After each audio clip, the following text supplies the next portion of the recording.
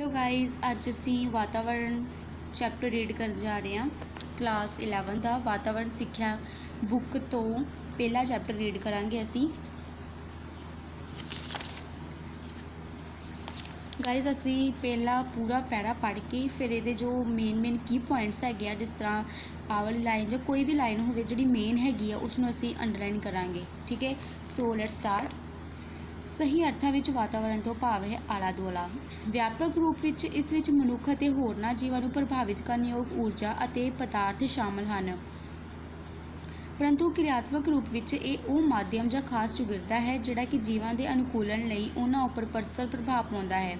इस नूं कुदरती वातावरण कहंदे हन। वातावरण नूं उन्हां खास स्थितियां दे समूह वजों भी परिभाषित किया जाता है ਜਿਹੜੀਆਂ ਕਿਸੇ ਮਨੁੱਖ ਨੂੰ ਇੱਕ ਦਿੱਤੇ ਹੋਏ ਸਮੇਂ ਅਤੇ ਸਥਾਨ ਉੱਪਰ ਸਾਰੇ ਪਾਸਿਓਂ ਪ੍ਰਭਾਵਿਤ ਕਰਦੀਆਂ ਹਨ।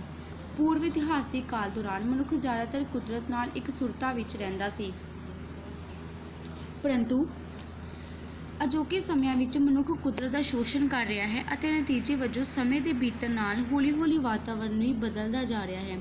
ਉਂਝ ਵੀ ਪਹਾੜੀ ਖੇਤਰਾਂ ਵਿੱਚ ਰਹਿਣ ਵਾਲੇ ਲੋਕਾਂ ਦੀਆਂ ਵਾਤਾਵਰਣੀ ਸਥਿਤੀਆਂ ਮਰੂਥਲਾਂ ਅਤੇ ਮੈਦਾਨੀ ਖੇਤਰਾਂ ਵਿੱਚ ਰਹਿਣ ਵਾਲੇ ਲੋਕਾਂ ਤੋਂ ਭਿੰਨ ਹੁੰਦੀਆਂ ਹਨ।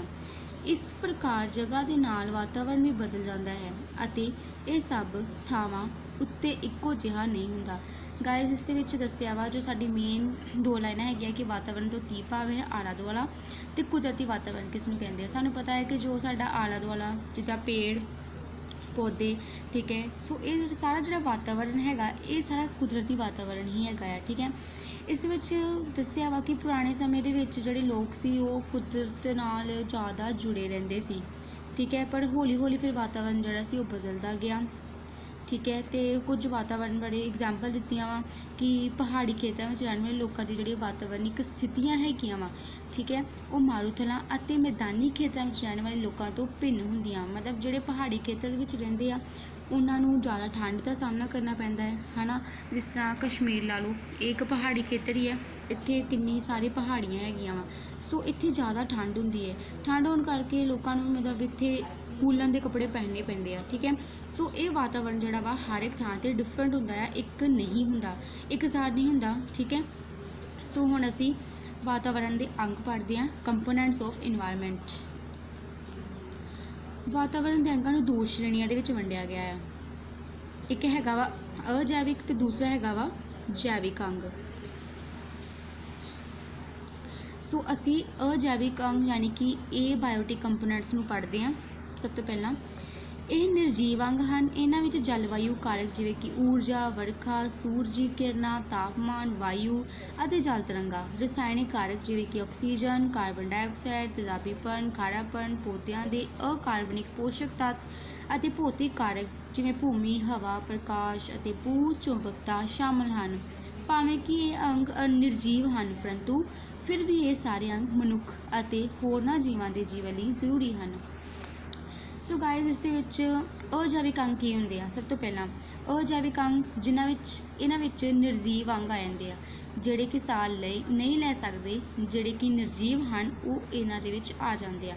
ਫੋਰ ਐਗਜ਼ਾਮਪਲ ਜਿਵੇਂ ਕਿ ਊਰਜਾ, ਵਰਖਾ, ਸੂਰਜੀ ਕਿਰਨਾਂ, ਇਹ ਅਜੈਵਿਕ ਅੰਗ ਹੈਗੇ ਆ, ਬਿਕੋਜ਼ ਇਹ ਸਾਹ ਨਹੀਂ ਲੈਂਦੇ। ਠੀਕ ਹੈ, ਸੋ ਇਹ ਸਾਡੇ ਅਜੈਵਿਕ ਅੰਗ ਹੈਗੇ ਆ। ਠੀਕ ਹੈ, ਕਹਿੰਦੇ ਆ ਕਿ ਇਹ ਮਤਲਬ ਮਨੁੱਖ ਦੇ ਸਾਹ ਲੈਣ ਦੇ ਵਿੱਚ ਤਾਂ ਚਲੋ ਕੰਮ ਨਹੀਂ ਆਉਂਦੇ ਹੈਗੇ, ਬਟ ਆਕਸੀਜਨ ਨੂੰ ਛੱਡ ਕੇ ਬਾਕੀ ਜਿਹੜੀਆਂ ਗੈਸਾਂ ਵਗੈਰਾ ਹੈਗੀਆਂ ਹੈ ਨਾ, ਪਰ ਕਹਿੰਦੇ ਆ ਕਿ ਇਹ ਨਿਰਜੀਵ ਹੈਗੇ ਆ, ਪਰੰਤੂ ਇਹ ਸਾਰੇ ਅੰਗ ਮਨੁੱਖ ਅਤੇ ਹੋਰਨਾਂ ਜੀਵਾਂ ਦੇ ਵਿਕਾਸ ਲਈ ਜਾਂ ਜੀਵਨ ਦੇ ਲਈ ਬਹੁਤ ਜ਼ਰੂਰੀ ਹੈਗੇ ਆ।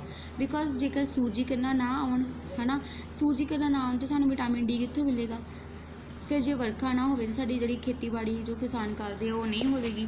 ਸੋ ਇਸ ਤਰ੍ਹਾਂ ਤਰੀਕੇ ਨਾਲ ਅਜੈਵਿਕ ਅੰਗ ਵੀ ਜਿਹੜੇ ਸਾਡੇ ਲਈ ਬਹੁਤ ਹੀ ਜ਼ਿਆਦਾ ਇੰਪੋਰਟੈਂਟ ਹੁੰਦੇ ਆ। ਠੀਕ ਹੈ, ਅਤੇ ਹੁਣ ਅਸੀਂ ਜ਼ਿਆਦਾ ਨਾਲ ਗੱਲਾਂ ਕਰਦੇ ਹੋਏ ਅਤੇ ਅਸੀਂ ਪੈਟਰਨ ਨੂੰ ਰੀਡ ਕਰਦੇ ਹਾਂ। ਹੁਣ ਜੈਵਿਕ ਅੰਗ ਕਿਹੜੇ ਹੁੰਦੇ ਆ, ਜਿਹਨੂੰ ਕਿ ਅਸੀਂ ਬਾਇਓਟਿਕ ਕੰਪੋਨੈਂਟਸ ਕਹਿੰਦੇ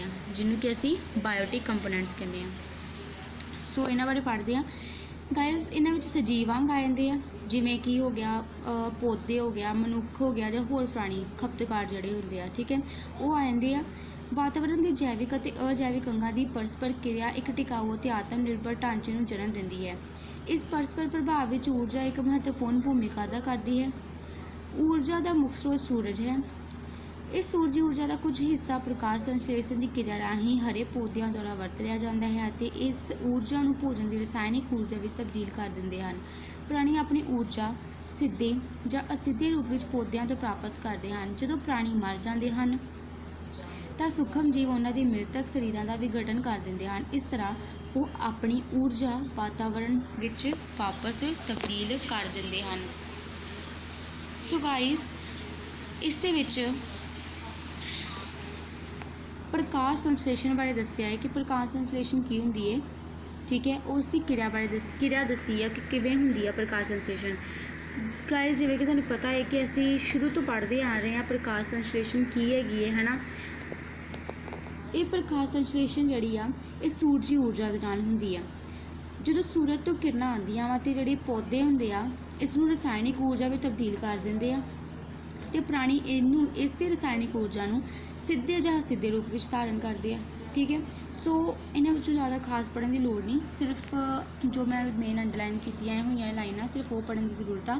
ਇੱਕ ਤਾਂ ਵਾਤਾਵਰਣ ਦਾ ਕੀ ਭਾਵ ਹੈ ਅਤੇ ਕੁਦਰਤੀ ਵਾਤਾਵਰਣ ਕਿਸ ਨੂੰ ਕਹਿੰਦੇ ਆ। ਬਾਈ ਚਾਂਸ ਕਿਉਂਕਿ ਇਸ ਦਾ ਪੇਪਰ ਤੋਂ ਵੀ ਹੁੰਦਾ ਹੈ, ਠੀਕ ਹੈ। ਅਤੇ ਜੋ ਮੇਨ ਕੁਐਸਚਨਸ ਹੈਗੇ ਮੈਂ ਸਾਰੇ ਅੰਡਰਲਾਈਨ ਕਰਵਾ ਲਵਾਂਗੀ ਅਤੇ ਆਈ ਹੋਪ ਨਹੀਂ ਮੈਂ ਕਹਿ ਸਕਦੀ, ਮੈਨੂੰ 100% ਸ਼ੋਰ ਆ ਕਿ ਜੋ ਮੈਂ ਤੁਹਾਨੂੰ ਟਿਕ ਲਗਾਵਾਂਗੀ ਉਹਨਾਂ ਵਿੱਚੋਂ 100% ਕੁਐਸਚਨਸ ਆਉਣਗੇ ਤੁਹਾਡੇ ਫਾਈਨਲ ਐਗਜ਼ਾਮ ਦੇ ਵਿੱਚ। ਅਤੇ ਹੁਣ ਅਸੀਂ ਅਜੈਵਿਕ ਵੀ ਪੜ੍ਹ ਲਿਆ ਅਤੇ ਜੈਵਿਕ ਅੰਗ ਵੀ ਪੜ੍ਹ ਚੁੱਕੇ ਹਾਂ। ਅਜੈਵਿਕ ਦੇ ਵਿੱਚ ਜੋ ਹੈਗੇ ਤੁਸੀਂ ਆ ਲਰਨ ਕਰ ਲਿਓ ਕਿ ਊਰਜਾ, ਵਰਖਾ, ਸੂਰਜੀ ਕਿਰਨਾਂ ਹੋ ਗਈਆਂ, ਤਾਪਮਾਨ, ਵਾਯੂ, ਇਹ ਸਾਰੀ ਜਿਹੜੀਆਂ ਵਾ ਇਹ ਐਗਜ਼ਾਮਪਲਸ ਜਿਹੜੀਆਂ ਯਾਦ ਕਰਨੀਆਂ ਤੁਹਾਡੇ ਲਈ ਇੰਪੋਰਟੈਂਟ ਨੇ, ਠੀਕ ਹੈ। ਅਤੇ ਜੈਵਿਕ ਅੰਗ ਦੇ ਵਿੱਚੋਂ ਇਹ ਸਾਰੇ ਇੰਪੋਰਟੈਂਟ ਨੇ, ਠੀਕ ਹੈ। ਅਤੇ ਤੁਹਾਨੂੰ ਪ੍ਰਕਾਸ਼ ਸੰਸ਼ਲੇਸ਼ਣ ਬਾਰੇ ਪੁੱਛ ਸਕਦੇ ਆ ਕਿ ਪ੍ਰਕਾਸ਼ ਸੰਸ਼ਲੇਸ਼ਣ ਕੀ ਹੁੰਦੀ ਹੈ, ਠੀਕ ਹੈ। ਅਤੇ ਉਹਨਾਂ ਵਿੱਚੋਂ ਤੁਸੀਂ ਆਹ ਲਿਖ ਸਕਦੇ ਹੋ, ਉਹਨਾਂ ਵਿੱਚੋਂ ਜੋ ਮੇਨ ਲਾਈਨਸ ਹੈਗੀਆਂ ਹੈ, ਠੀਕ ਹੈ। ਆਹ ਸਾਰਾ ਪ੍ਰਕਾਸ਼ ਸੰਸ਼ਲੇਸ਼ਣ ਬਾਰੇ ਦੱਸਿਆ ਹੋਇਆ ਹੈ, ਤਾਂ ਪਲੀਜ਼ ਤੁਸੀਂ ਇਸਨੂੰ ਪੜ੍ਹ ਲੈਣਾ ਇੱਕ ਵਾਰ ਹੋਰ। ਅਤੇ ਹੁਣ ਅਸੀਂ ਵਾਤਾਵਰਣ ਦੇ ਪਸਾਰ ਪੜ੍ਹਦੇ ਹਾਂ। ਗਾਇਸ, ਇਹ ਵੀਡੀਓ ਬਹੁਤ ਜ਼ਿਆਦਾ ਲੰਬੀ ਹੋ ਜਾਵੇਗੀ, ਸੋ ਅਸੀਂ ਜਿਹੜੇ ਪਸਾਰ ਪੜ੍ਹ ਲੈਂਦੇ ਹਾਂ ਅਤੇ ਇਸ ਦੇ ਬਾਰੇ ਸਮਝ ਕਰ ਲਵਾਂਗੇ ਅਤੇ ਹੁਣ ਨੈਕਸਟ ਵੀਡੀਓ ਦੇ ਵਿੱਚ ਸਮਝ ਲਾਂਗੇ। ਸੋ ਆਪਾਂ ਦੇਖ ਲੈਂਦੇ ਹਾਂ ਵਾਤਾਵਰਣ ਦੇ ਪਸਾਰ, ਮਤਲਬ ਕਿ ਵਾਤਾਵਰਣ ਕਿੰਨੇ ਹਿੱਸਿਆਂ ਵਿੱਚ ਫੈਲਿਆ ਹੋਇਆ ਹੈ। ਸਭ ਤੋਂ ਪਹਿਲਾਂ ਇਹ ਤਾਂ 3 ਹਿੱਸਿਆਂ ਵਿੱਚ ਫੈਲਿਆ ਹੋਇਆ ਹੈ, ਇੱਕ ਭੌਤਿਕ, ਫਿਰ ਜੈਵਿਕ ਅਤੇ ਫਿਰ ਸਮਾਜਿਕ। ਅਤੇ ਹੁਣ ਭੌਤਿਕ ਵਾਤਾਵਰਣ ਬਾਰੇ ਅਤੇ ਬਾਕੀ ਹੈਗਾ ਹੈ ਆਪਣਾ ਜੈਵਿਕ ਵਾਤਾਵਰਣ ਅਤੇ ਉਸ ਤੋਂ ਬਾਅਦ ਸਾਡਾ ਸਮਾਜਿਕ ਵਾਤਾਵਰਣ। ਇਹ ਜਿਹੜੀ ਵੀਡੀਓ ਜਿਹੜੀ ਆ ਤੁਹਾਨੂੰ ਮੈਂ ਨੈਕਸਟ ਬਣਾ ਕੇ ਦੇਵਾਂਗੀ ਇਸ ਦੀ, ਅਤੇ ਅਸੀਂ ਨੈਕਸਟ ਵੀਡੀਓ ਦੇ ਵਿੱਚ ਇਹ ਸਭ ਕੁਛ ਪੜ੍ਹਾਂਗੇ, ਕਲੀਅਰ ਕਰਾਂਗੇ। ਸੋ ਇਸ ਵੀਡੀਓ ਦੇ ਵਿੱਚ ਬਸ ਇੰਨਾ ਹੀ, ਅਤੇ ਮਿਲਦੇ ਆ ਨੈਕਸਟ ਵੀਡੀਓ ਦੇ ਵਿੱਚ। Thank you so much for watching my video. Please subscribe my channel.